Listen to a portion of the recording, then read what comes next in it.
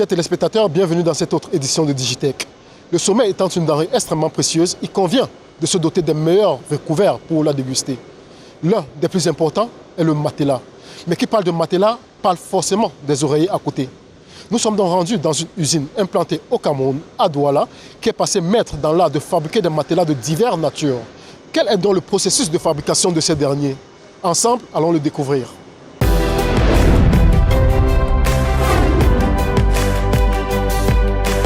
Chers téléspectateurs, nous allons échanger avec M. Jad Ezzedine, qui est directeur général d'une usine implantée au Cameroun, spécialisée dans la fabrication des matelas, laquelle est à l'origine de la maîtrise que vous aurez vu tout au long de ce métrage. M. Ezzedine, bonjour. Bonjour. Alors, M. Ezzedine, dites-nous, d'où vous vient l'idée de fabriquer des matelas? Bon, déjà, c'est mon père qui a créé cette structure, c'est le CEO de la société. Il a commencé il y a environ 10 ans. L'idée est venue, il était en train de déménager. Et quand il voulait acheter le matelas, il s'est rendu compte que les matelas étaient trop chers, les matelas importés surtout. Et il n'y avait pas trop d'options locales. Les matelas qu'on produisait et vendait localement, il n'y avait pas tellement d'options, ce n'était pas la meilleure qualité, ce n'était pas les plus confortables. Et c'est là où l'idée est venue qu'il voulait commencer à s'investir dans ce domaine. Et bon, au début, c'était un peu compliqué parce qu'il avait que l'idée, il ne savait pas le savoir-faire, comment produire et tout ça. Il a fait quelques années de recherche et c'est là où il a décidé de s'investir dans ce domaine parce qu'il y avait beaucoup d'opportunités et pas assez d'offres dans le marché local.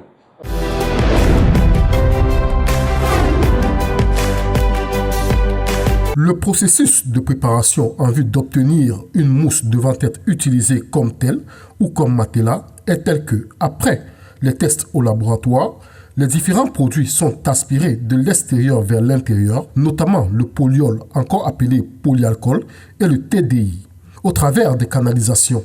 Au même moment, d'autres sont aspirés de l'intérieur même de la zone de production, en l'occurrence le chlorure. Un mélange est opéré entre le polyol et le calcium pour obtenir la bonne densité. Il est ensuite temps de faire le choix des colorants, mais selon la densité des mousses à obtenir. C'est ainsi qu'on a du jaune pour la mousse ordinaire, le rose pour une mousse à densité supérieure à la mousse ordinaire, le bleu, le noir, etc. Ensuite, on fait un mélange de polyol et de catalyseur, lequel catalyseur est destiné à accélérer ou ralentir la réaction chimique selon les besoins. Ce processus fait aussi intervenir des produits comme le silicone et un autre tout aussi important qui est de l'eau. Après toutes ces manipulations, les produits sont laissés quelque temps afin d'atteindre la température optimale nécessaire pour une bonne production. Le processus de production est tel que, après le calibrage par les techniciens, la machine est mise en marche. À ce moment, les produits préalablement préparés et stockés partent tour à tour, qui de la chambre froide, qui des citernes, qui de la chambre de production via des canalisations prévues à cet effet, lesquelles vont les ramener tous dans un mixeur. Celui-ci va donc les mélanger et une fois terminé, le rendu est donc acheminé via canalisation dans une loge préalablement préparée pour, par la suite, être déversé dans un convoyeur. La réaction chimique qui a lieu à ce moment produit de la chaleur et des gaz, d'où la nécessité de porter en permanence des masques appropriés, car hautement toxiques. Cette réaction qui fait gonfler le mélange dans le dit convoyeur va s'achever en donnant un bloc de mousse.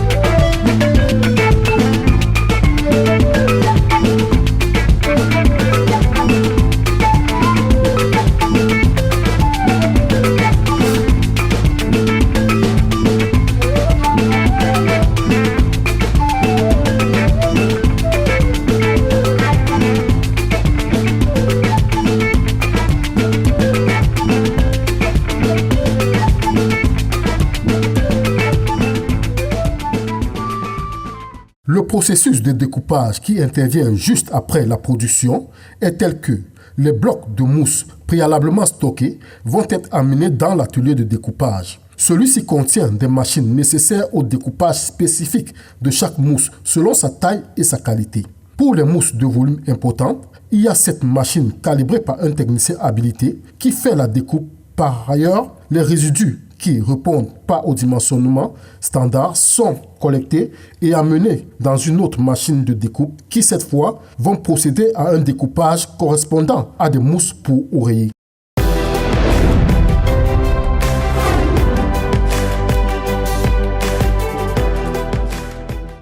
Le processus de fabrication des oreillers est tel que, après le découpage des mousses, celles destinées à la confection des oreillers sont envoyées dans l'atelier d'où elles sont mises sur dimension adéquate par les techniciens habilités et pliées afin de confectionner des poches devant recevoir le bourrage. Au même moment, d'autres artisans confectionnent le revêtement devant habiller les 10 poches afin de donner fière allure au produit final. Pendant ce temps, un autre artisan est chargé en ce qui le concerne d'habiller les poches déjà confectionnées avec des revêtements déjà disponibles. Après cette opération, l'étui est enfin prêt et mis en attente pour le bourrage qui ne tarde pas car la mousse prévue à cet effet étant à disposition, les agents se mettent immédiatement à l'œuvre.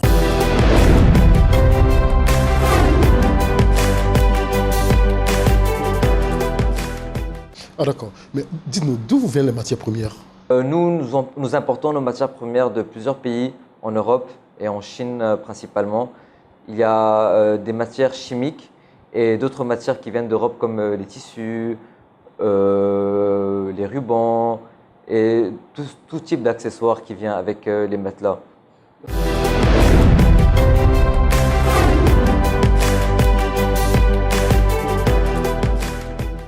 En matière d'habillage, ce que nous utilisons au quotidien comme matériaux, il y a la machine de TPG qui sert à confectionner les mousses. Et également, il y a les tissus que nous utilisons, les fils, les ciseaux, par exemple, qui entrent toujours pour la confection, et les rubans. En même temps, il y a également les mètres, il faut préciser, pour pouvoir dimensionner, préciser la qualité de la mousse. Pour pouvoir livrer des matelas de qualité, nous mettons l'accent sur la qualité des tissus. Ensuite, nous prenons la peine de regarder la qualité en même temps des mousses qui viennent de découpe. Et par la suite, nous regardons les dimensions, longueur, largeur, si ça répond aux normes, et nous les livrons par la suite. Les difficultés que nous rencontrons au quotidien sont bien sûr les machines qui peuvent être défectueuses. Quand nous avons des techniciens chevronnés, à l'occurrence nous avons 3 techniciens, 2 techniciens de machine et une ingénieure mécanique qui sont à notre disposition pendant toute la journée pour pallier à ce problème. D'autre part, nous rencontrons souvent des difficultés avec le concessionnaire national. En cas de coupure d'électricité, nous avons un relais alternatif pour fournir l'énergie.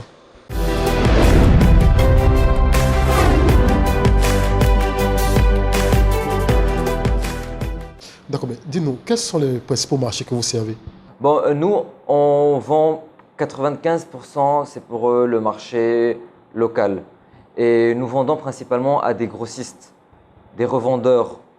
Nous ne vendons pas directement au consommateur final pour le moment parce qu'on ne peut pas vendre aux grossistes et au consommateur final. C'est plutôt le travail des grossistes de faire, de distribuer.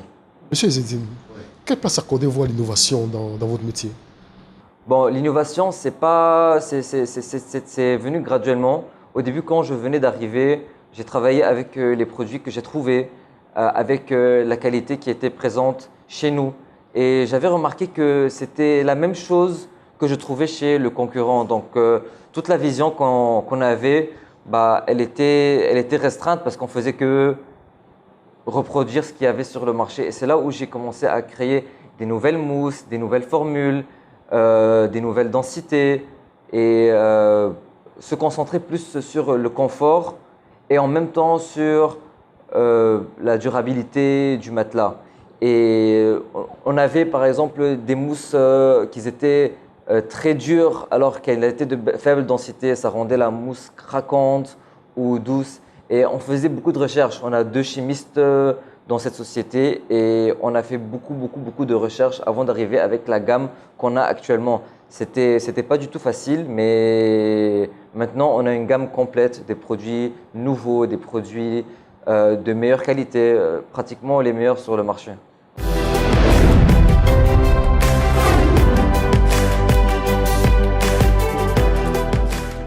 Le processus de fabrication du matelas est tel que, après la production de la mousse, en notant bien sûr que la qualité et la couleur sont fonction du type de matelas qu'on souhaite avoir, la mousse est stockée à l'air libre pour un refroidissement. Ensuite, transportée dans l'atelier de coupe où elle sera découpée selon les dimensions et les normes correspondant à chaque type de matelas qu'on souhaite avoir. Après le découpage, les mousses sont envoyées dans l'atelier d'habillage où les attendent un revêtement en tissu fabriqué au moyen des machines spécialisées à cet effet, sous la commande et la supervision des techniciens habilités. Les techniciens habilleurs vont donc positionner les revêtements sur les mousses et à l'aide d'une machine conçue pour cet effet, ils vont sceller les mousses sur toute leur superficie en notant que le tissu est fonction d'une mousse qui porte une identité par rapport à ses caractéristiques. C'est donc après le processus d'habillage que l'on obtient un matelas, lequel peut être orthopédique, semi-orthopédique, classique, etc. Une fois obtenu, le matelas pour sa protection va être emballé dans un autre revêtement plastique qui va le protéger des intempéries pendant le transport ou d'éventuelles tâches dans le magasin.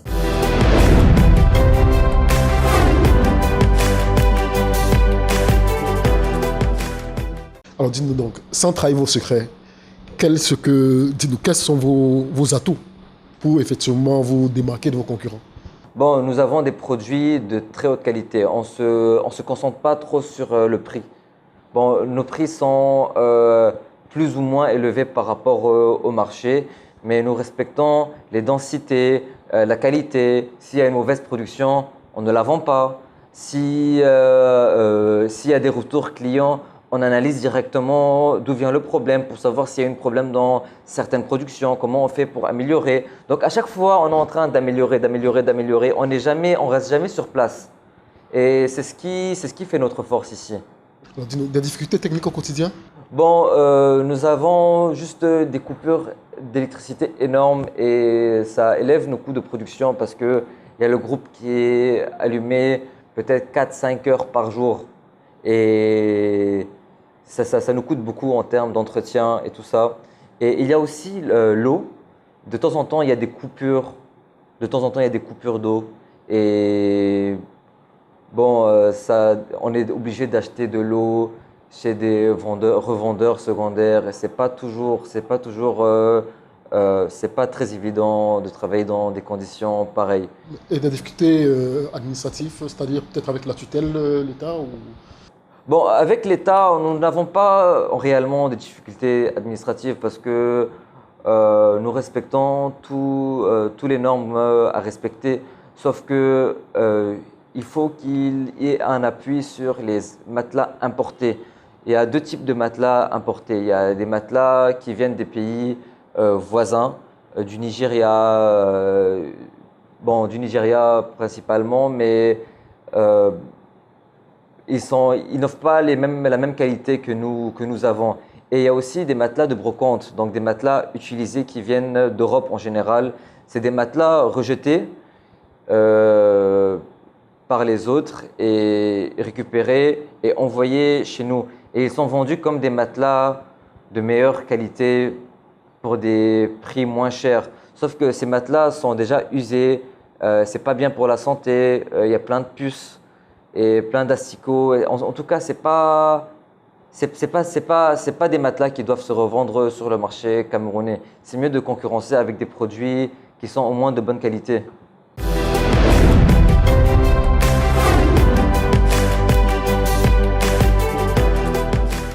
Responsable hygiène, sécurité, environnement.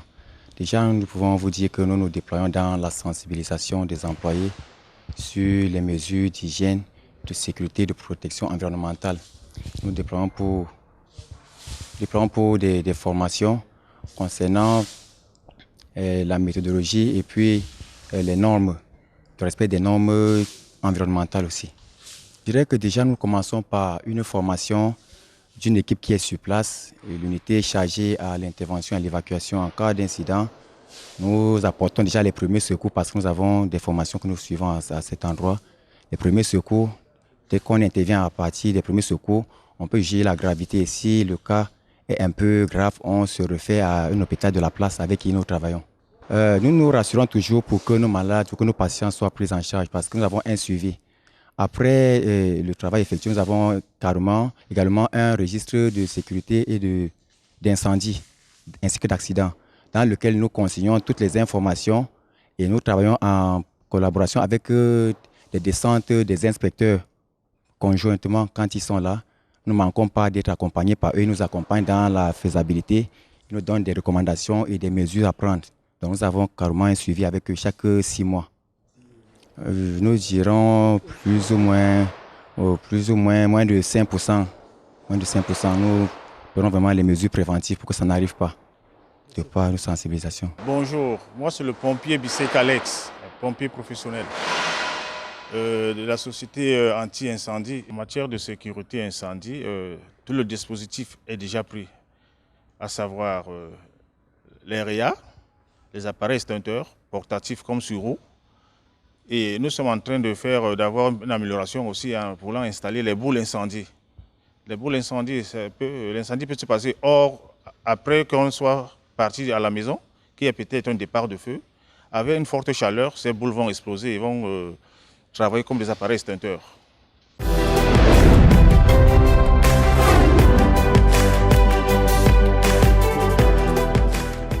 Alors, monsieur Zedine, dites-nous, si vous étiez donné l'opportunité de dire à qui de droit ce que vous pensez qu'il faille faire pour que les entreprises comme la vôtre connaissent une expansion mieux adéquate, vous le direz quoi? Bon, pour favoriser les sociétés qui respectent les normes et qui produisent de la bonne qualité, il faut qu'il y ait un contrôle sur le marché pour voir quels sont les types de matelas vendus. Est-ce que ces matelas ou bien ces mousses respectent les normes d'hygiène ou de qualité parce qu'il y a des produits qu'on vend sur le marché qui ne sont pas de bonne qualité, honnêtement, et il faut qu'il y ait un vrai contrôle sur ces produits. Et par rapport aux importations, bon, comme on est peut-être 7-8 producteurs de matelas au Cameroun, on n'a pas besoin d'une concurrence étrangère. Je pense qu'il faut trouver un moyen de limiter ou bien de stopper tout type d'importation de matelas. Comme ça, ma société, comme d'autres sociétés de matelas, vont tous bénéficier de cela.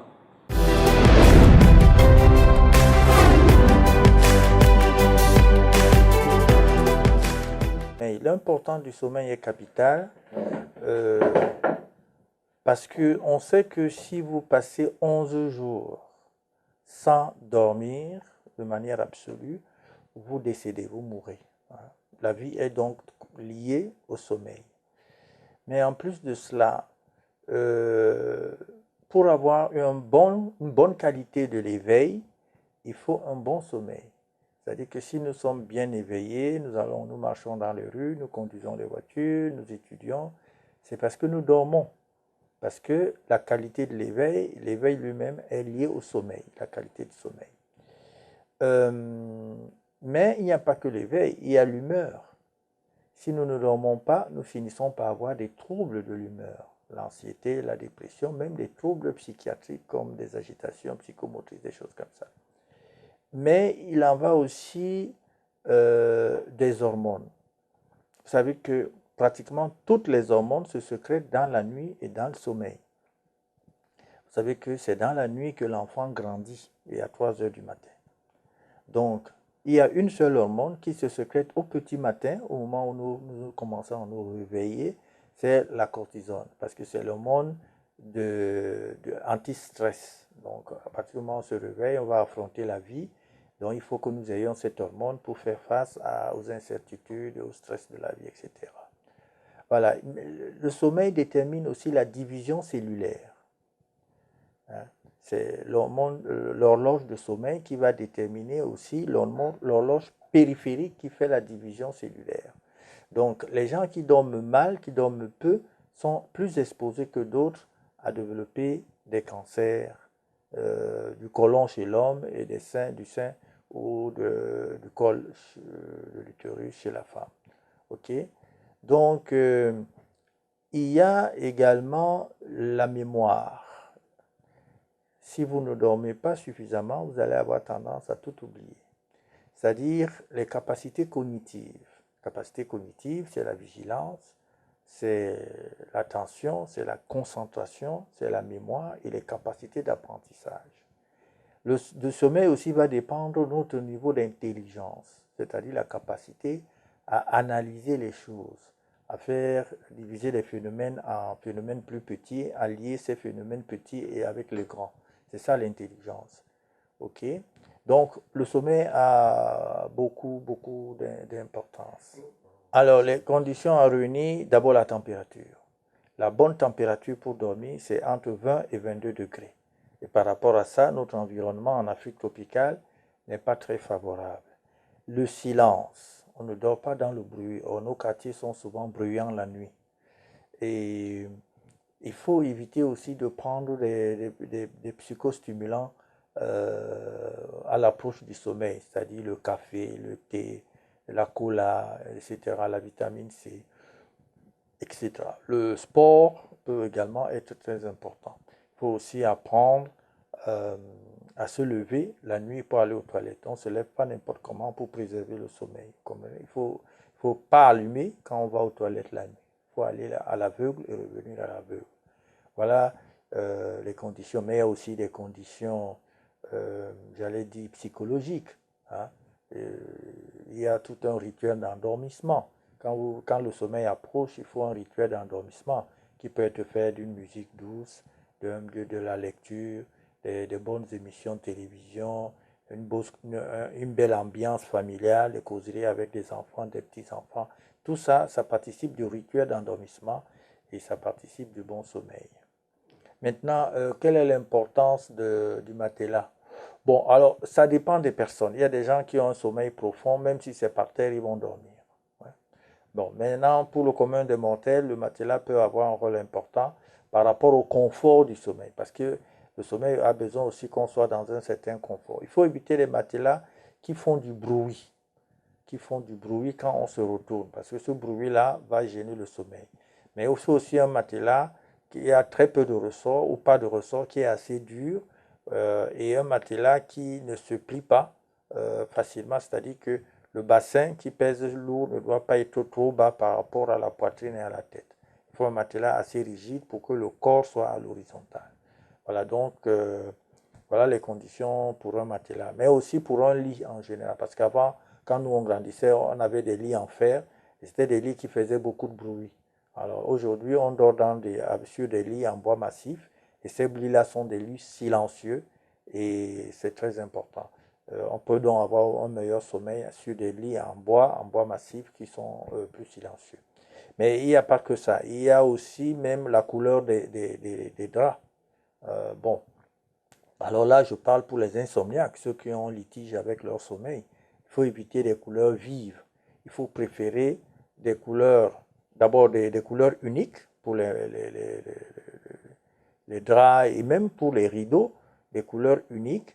Il faut éviter les mélanges de couleurs, les draps fleuris. Il faut des draps à couleur unique et à couleur douce. Les couleurs douces, c'est le blanc cassé, le gris, le vert clair, le vert foncé, le bleu ciel, le bleu marine. Tout ça, c'est des couleurs douces qui favorisent le sommeil. Mais ça, c'est surtout pour ceux qui ont un sommeil troublé, un sommeil difficile. Le reste des personnes peuvent dormir, quelle que soit la couleur des draps, sans souci. Donc, ça dépend aussi de la sensibilité du sommeil de chacun de nous.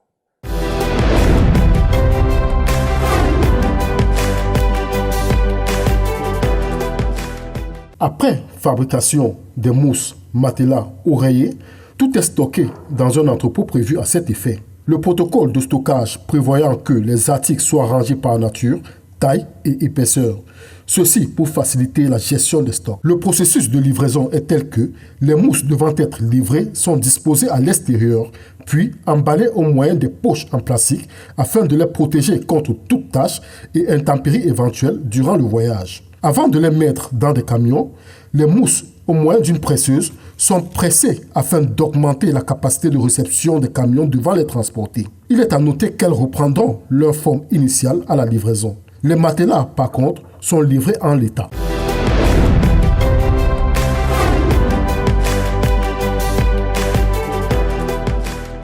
Alors, monsieur Ezzedine, moi je vous dis merci et je vous souhaite une bonne continuation.